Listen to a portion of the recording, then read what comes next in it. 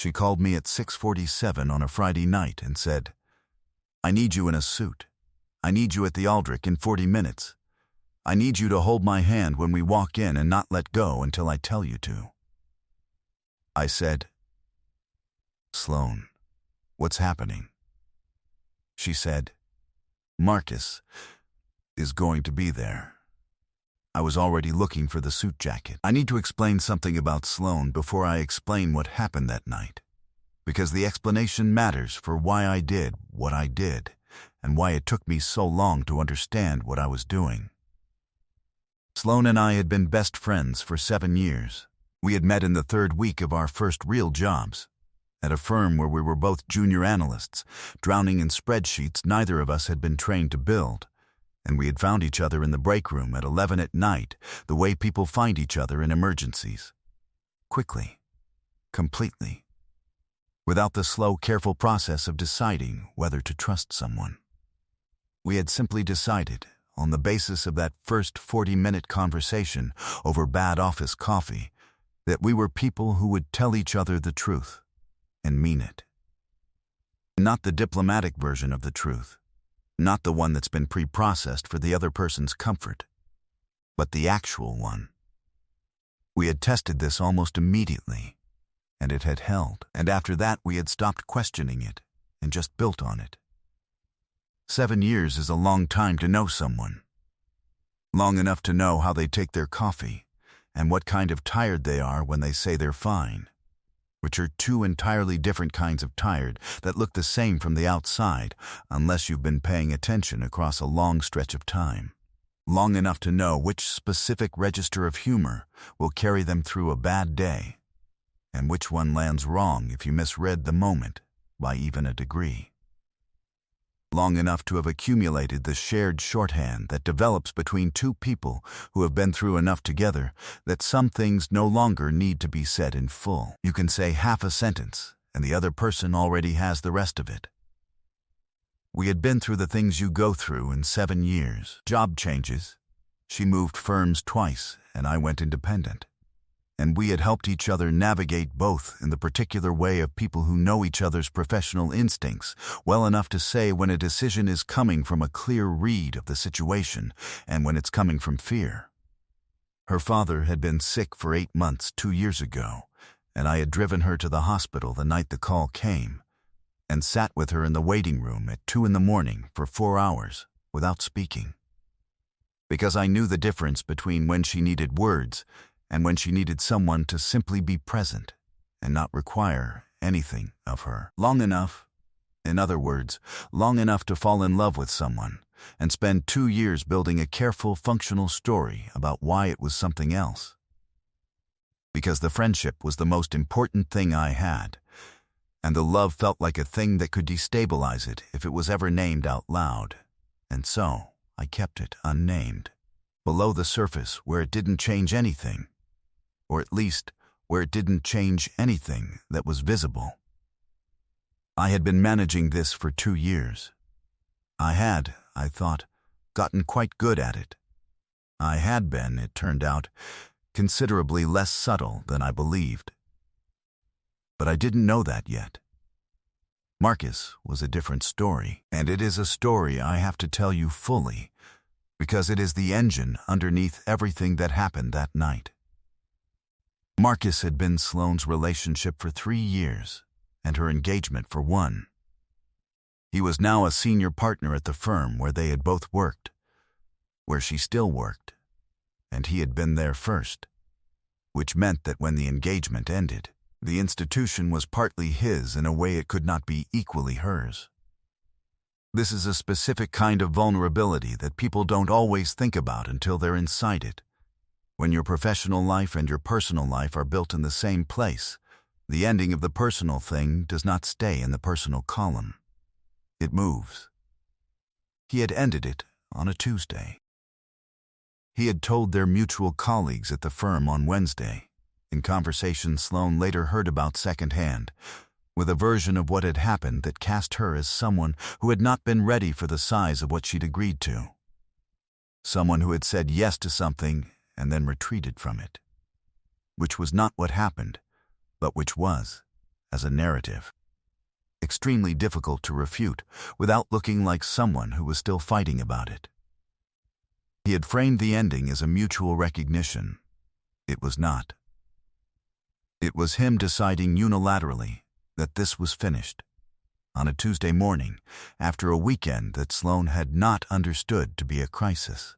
He had then spent 3 months being visible and composed at every professional event in a way that read, to anyone watching, as someone who had managed a difficult personal situation with maturity and grace. The effect of this, and I do not think it was accidental, though I have no proof, was to make Sloan, who was grieving a real thing and had not arranged her grief into a performance, look like the one who was struggling to move forward. She was struggling. That was true. She had been blindsided, and the ground had changed under her without warning, and the place where she worked was now also the place where a version of her that she did not recognize was being quietly circulated. Her struggling was a reasonable human response to an unreasonable situation. It became, in the arithmetic of people at the firm who were forming opinions about both of them, evidence for the narrative he had started building on Wednesday. Her promotion review was in 6 weeks. The promotion committee chair was going to be at the Aldrich that night. Marcus had known there was a reasonable chance of this. When I arrived at the Aldrich at 7:22, she was standing outside in a dark green dress, her hair up, and she looked the way she always looked when she was prepared to be somewhere. Like someone who had thought carefully about what this would require and had made all the necessary arrangements in advance, including the arrangements inside herself. She saw me coming, and something in her face shifted very slightly in the way it only shifted when it was me arriving and not someone else. "Thank you," she said. "Tell me the situation," I said. She took my arm as we went through the door and she told me quietly, in the way she told me things when she needed me to have information fast and process it without reacting. Marcus was there with a woman she didn't know. Sloan's colleague Priya had texted 20 minutes ago to warn her. The promotion committee chair was also there, informally a friend of the host, which meant that Marcus had known there was a reasonable chance of running into her and had brought a date, and that the chair was going to form impressions of both of them tonight, in a social context, without the buffer of a professional setting. "He's been telling people I'm not over it," she said. "Tonight is him demonstrating it." "What does he want?" I said. She said, "He wants the promotion to go to someone he prefers. And the story he's been telling is that I have a judgment problem, that I make things personal."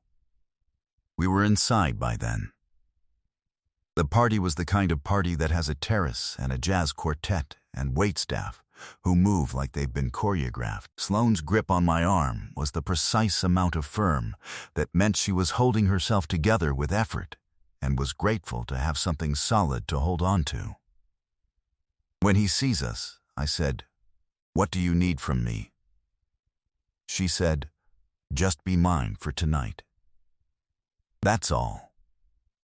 I want to pause here and tell you what that sentence did to me, because I am going to ask you at the end to think about something specific, and you need to understand what I was carrying when she said it. Just be mine for tonight. 7 years of friendship. 2 years of knowing, quietly, carefully, without ever letting the knowledge rise to the surface in a way that would change the shape of what we were. That what I wanted was something she hadn't asked for, and I had made a private decision not to ask her to consider. Just be mine for tonight was a practical sentence about a practical situation, spoken in a doorway by someone who needed a specific kind of help and trusted me to provide it. I knew that. I held that interpretation carefully. I let the sentence mean exactly what she'd meant it to mean. And I went in with her and held her hand and decided I would do exactly that, be hers, for tonight in the way she was asking. which was also quietly and underneath everything, exactly what I already was. The pretending was not that I was hers. The pretending was the for tonight. Marcus found us in 20 minutes. He was taller than I remembered from the one time I'd met him 2 years ago at Sloane's birthday, before the engagement, before any of this. Or maybe it was the context. He was entirely comfortable here, in a room full of people whose respect he had built across years of being a senior partner, with a woman on his arm and a narrative he'd been tending for 14 months. He had the specific ease of someone who owns the territory. He stopped in front of us with a smile that was warm in the precise way of warmth deployed as a tool, warm enough that refusing to match it would look like the problem, carefully calibrated to make any emotional response on Sloane's part look disproportionate. He knew exactly what he was doing. I had understood that from Sloane's description. Seeing it in person was different. It produced in me a very clear, very quiet feeling that I recognized as the particular variety of anger that knows better than to show itself. "Sloane," he said, a pause of exactly the right length to convey something he'd decided not to put into words. Then he turned to me with the expression of pleasant surprise layered over frank assessment. "I don't think we've met." "We have," I said. "Once, Sloane's birthday, 2 years ago. You left early." He blinked. Just the once. Then the smile returned, rearranged slightly. "Right, good memory." Sloane gave him something smooth and socially sufficient. She was very good at this, at providing exactly the amount of conversational surface area required, and not 1 square inch more. And Marcus followed her exit. Because following a graceful exit I was starting to understand how he operated. He created the conditions and then used other people's choices within those conditions as material. He excused himself after 3 minutes and moved toward the bar, and Sloane watched him go and then said under her breath, with the minimal lip movement of someone who has practice at being observed, "He's going to find Elliot." Watch. I watched. Marcus circled the room with the unhurried ease of someone who has nowhere to be and knows everyone there. And then he found Elliot, tall, silver-haired, standing at the bar in the relaxed posture of a man at a party he attends often enough to be comfortable in, and they shook hands, and Marcus laughed at something, and his gaze moved, briefly and barely perceptibly, toward us. "Tell me what you need," I said. "I need Elliot to watch us having an actual good time," she said. "I need to look like a person whose life is functioning, whole." She said it the way she said things she'd already assessed and found unreasonable and decided to need anyway. That shouldn't be what matters. My work is what should matter. But tonight this is what I have. It's not stupid, I said. He manufactured this situation. The need is legitimate. She looked at me for a beat in the way she sometimes looked at me, where the look meant something I had, for 2 years, carefully declined to interpret in full. Then she said, "Okay. Buy me a drink and tell me something that makes me actually laugh." Not politely. I did both. We talked the way we always talked, without the performance of people who are performing, without the management of 2 people who are being watched and know it.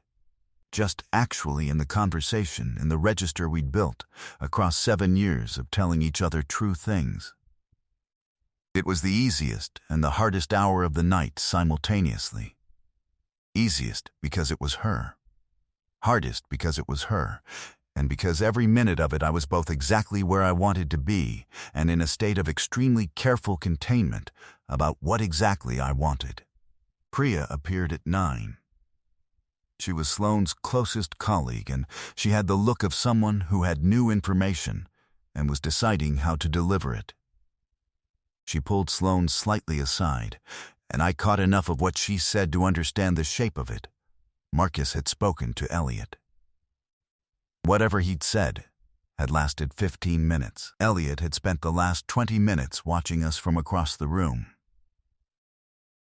Sloane came back to me, and her jaw was set in the configuration that meant she was running numbers on a problem she didn't like. He talked to Elliot for 15 minutes, she said. Priya couldn't get close enough to hear what he said. But 15 minutes is not a coincidence. That's a conversation with an agenda. I know, I said. I've been watching Elliot.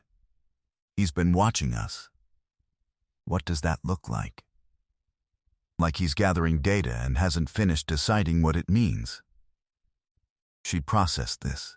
Her jaw did the small thing it did when she was narrowing a problem down to its essential shape. He's not attacking my work directly, she said. He wouldn't.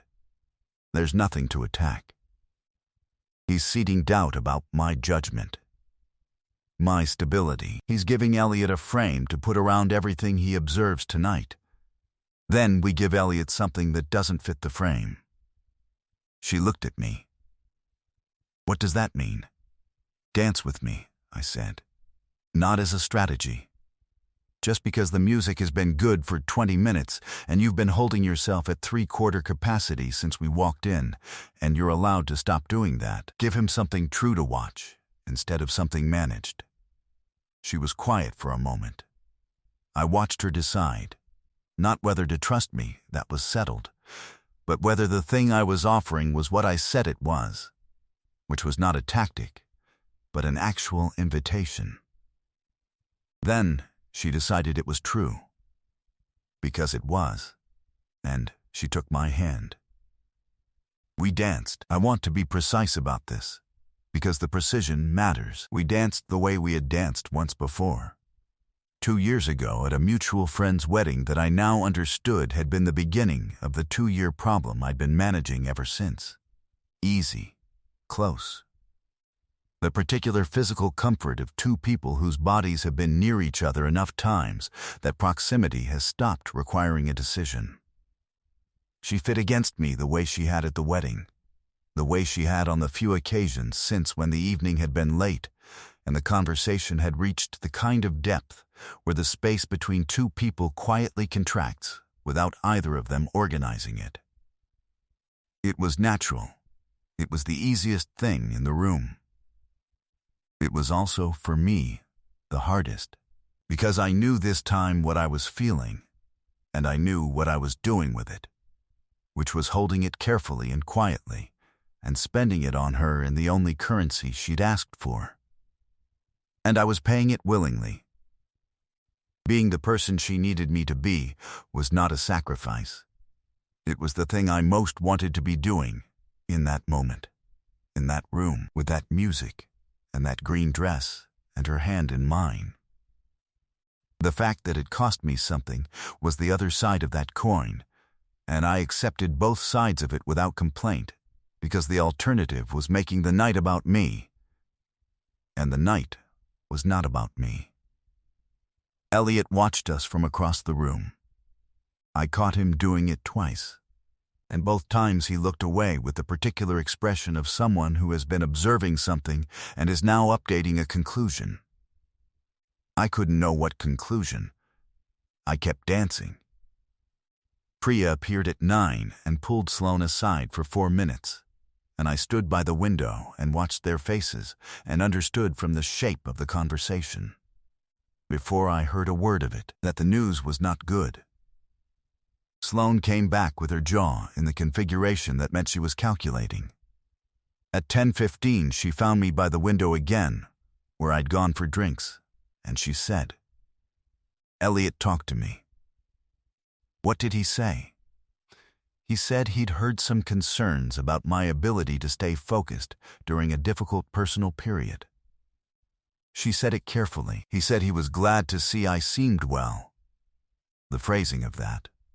Glad to see I seemed well. Marcus had put something in the air, and Elliot had breathed it, and now it was inside the conversation whether Sloane named it or not. He's making it about your state of mind, I said, not about your work. Yes. Can you document your work outcomes for the last 14 months? She looked at me with the particular expression of someone who has been waiting to be asked a question and has had the answer ready for a long time. I have a folder, she said. I started it the week after he ended it. Every project, every deliverable, every metric. 14 months of it. Then that's what Elliot needs to see, I said. Not us dancing. The folder. She was quiet for a moment. I know. I've been waiting for the right moment to put it in front of him without it looking defensive. Ask him for a meeting Monday, I said. Tell him you'd like to walk him through where you are on your current accounts before the review. Not a defense. A briefing. You're a senior person keeping your committee chair informed. She looked at me for a long moment. Then, that's exactly right. You've known that, I said.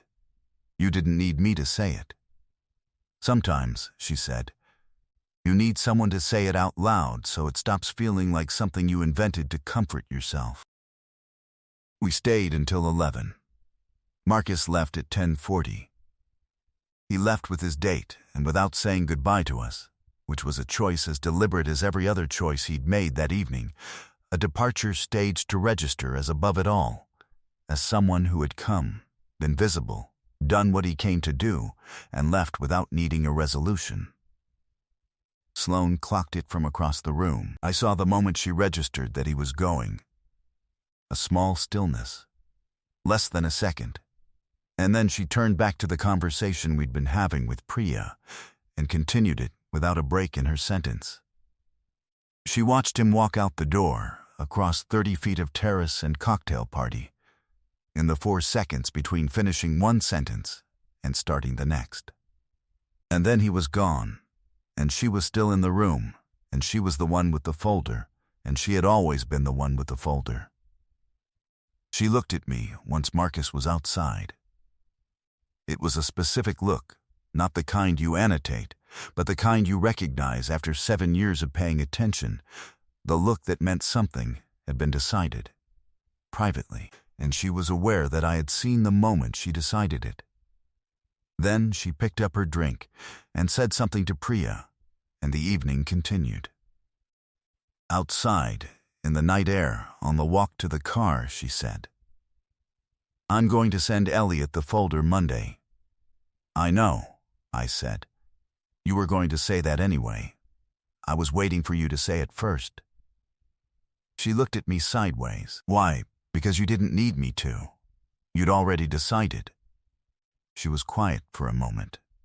Then she said, yes, I had. In the car, going home, it was quiet for a while. The city moved past the windows in the way it does late on a Friday. Lights, the particular rhythm of intersections, the specific quality of a city that has finished one version of the night and not yet started another. Sloane had the window cracked a few inches, and her eyes were mostly forward, watching the road with me in the way she sometimes did when she was processing something and needed the movement of the city to do it in. I had known her long enough to recognize that state and to not interrupt it.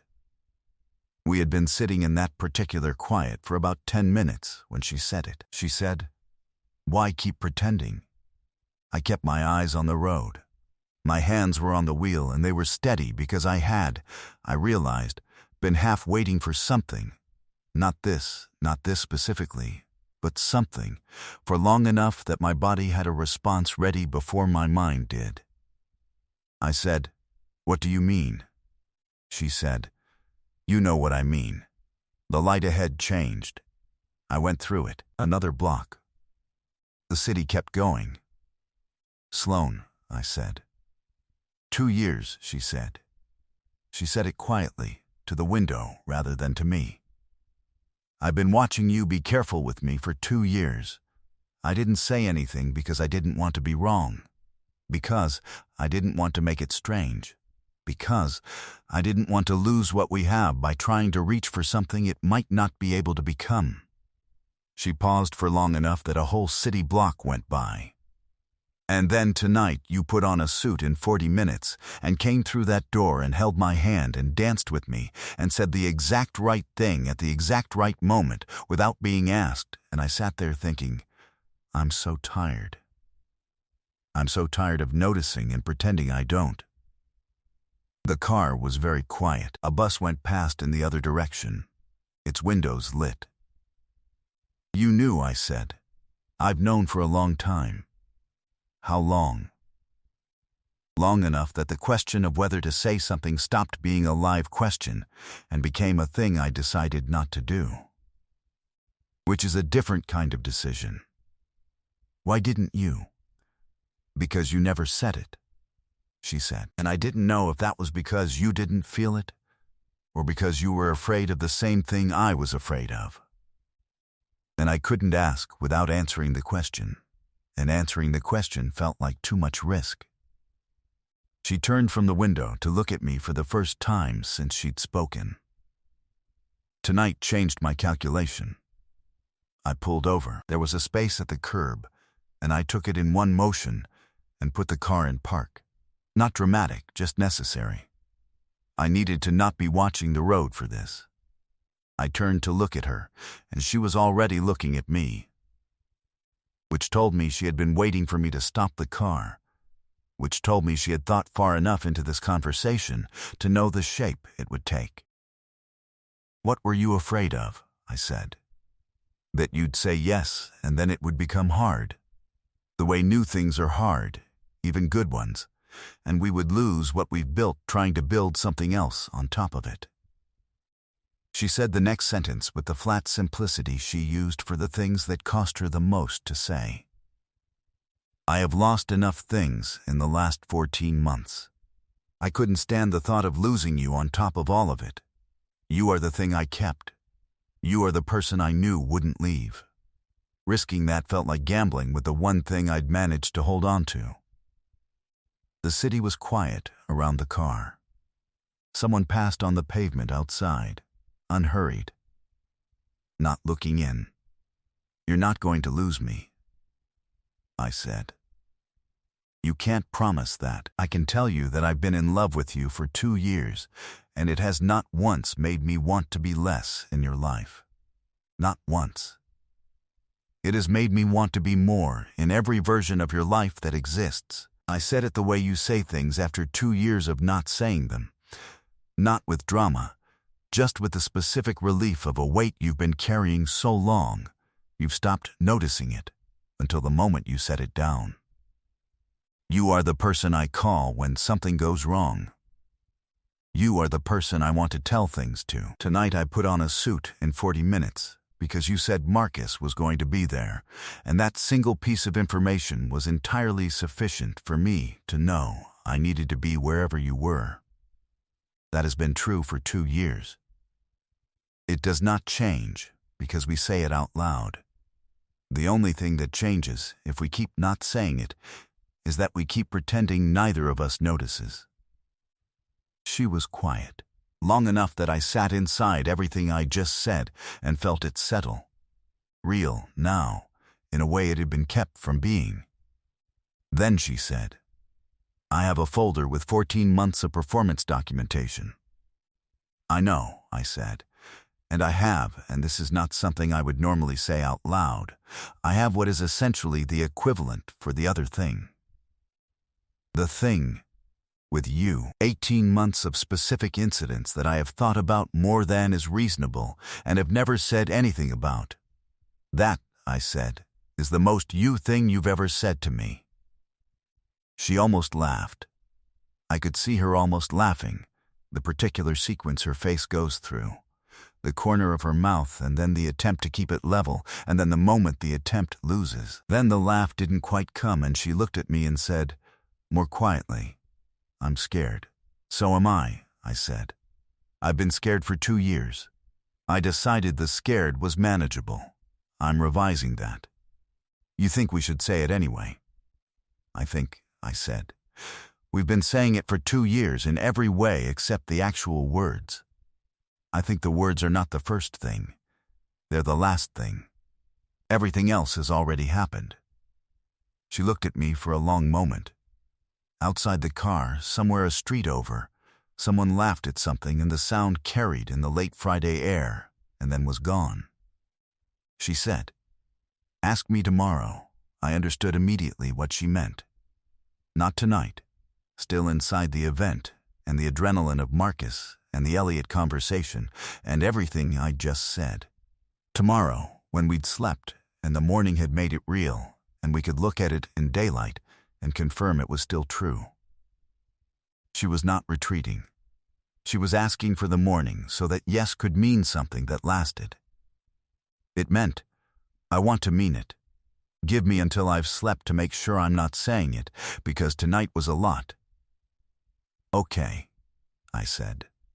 I drove her home. At the door of her building she stopped and she looked at me and said, very quietly, thank you. For tonight. For all of it. For every time you've shown up. Always, I said. And I meant it in the full weight of the word. All 7 years of it. She went inside.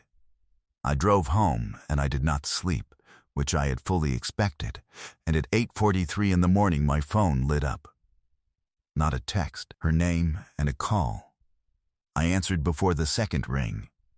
She said, I still mean it. I said, so do I. She said, then come over. Bring coffee. We'll figure out the rest.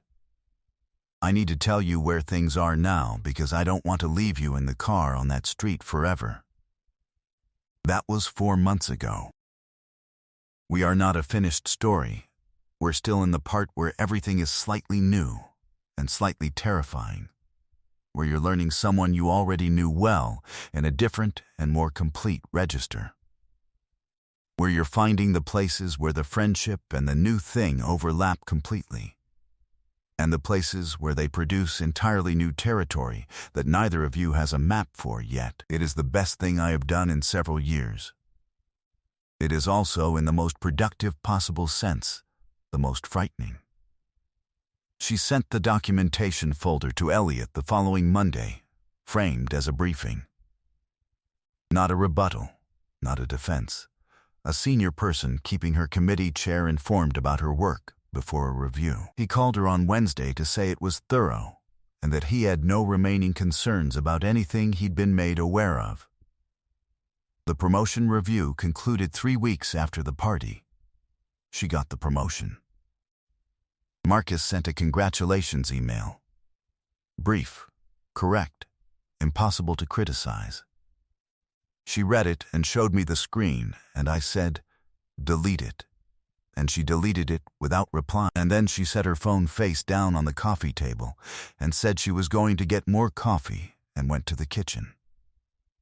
I sat on her sofa in the quiet after that, and I thought about Marcus standing in that room at the Aldrich with his careful warmth and his 15 minutes with Elliot and his date he'd brought to make a point. I thought about the folder she had been building for 14 months, quietly, at the worst time, in the weeks immediately after he had ended a 4-year relationship by text at 10 in the morning.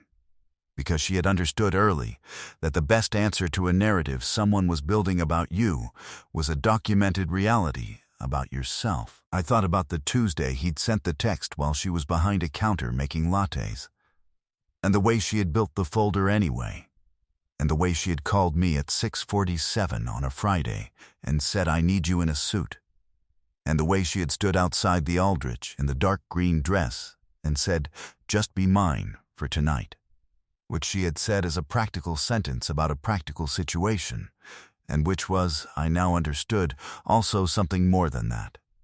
It had always been more than that. We had both been pretending it was only what it appeared to be. She came back with the coffee.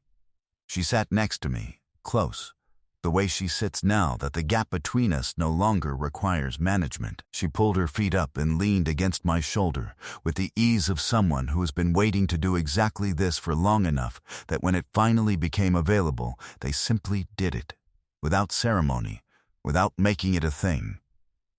Stop thinking so loud, she said. I'm not thinking loud, I said. You have a face, she said. You've had it since I've known you, and I never told you, because I liked having information you didn't know you were giving me. It's one of my favorite things about you. What? Face. The one where you're processing something that matters to you. It goes, She did something with her eyebrows that I am told is an accurate impression. Like that. And then you make the smallest decision. Here, she touched the corner of my jaw, and that's when I know what you've decided. You've been reading me for 7 years, I said. At least, she said. I looked at her. She was looking at me with the expression that used to require 3 days of careful recovery and now just made me want to say the things I'd spent 2 years not saying and had learned in the 4 months since the car were perfectly safe to say. Ask me something, I said. What do you mean? Anything. Ask me anything you've been saving. She thought about it with the particular deliberate seriousness she gives to questions she actually intends to answer honestly. The seriousness that means she's not going to reach for the easy or funny version. Then she said, "Do you think we would have gotten here without Marcus? Without the party? Without me calling you at 6:47? I thought about it the way it deserved, actually, not reflexively. I think we were already here, I said. I think we'd been here for a while. We were just parked outside the building, not going in." She was quiet for a moment. Outside her window, the city made its ordinary morning sounds. A bus. Someone's dog. The particular low hum of a neighborhood doing what it does. Then she said, "That is the most you thing you have ever said." Is it right, though? She considered it carefully, in the way she considered things that mattered. "Yeah," she said. "Yeah, it's right. We were already here." She was quiet for another moment. I just needed Marcus to be terrible enough to remind me that the thing I was protecting wasn't at risk from you. It was at risk from not saying anything. He did us a favor, I said. She considered this. I'm going to need at least 2 more coffees before I'm willing to give him that. She went to get the coffees. I sat on the sofa and thought about the specific difference between the person I was 7 years ago, finding her in a break room at 11 at night over bad office coffee and a spreadsheet neither of us knew how to build, and the person I am now, sitting on her sofa in the morning with the coffee she'll bring back in a moment, in a version of things I'd been managing toward without knowing that's what I was doing. The building had been going up for 7 years. I had not noticed because I'd been looking at individual bricks. Have you ever had a person in your life who already knew you well enough to be the person you'd want in every hard moment and realized, much later than you should have, that you had been performing just friends while both of you were quietly hoping the other one would say something first? And have you ever been so afraid of losing what you already had that you almost talked yourself out of the only conversation that could have given you more?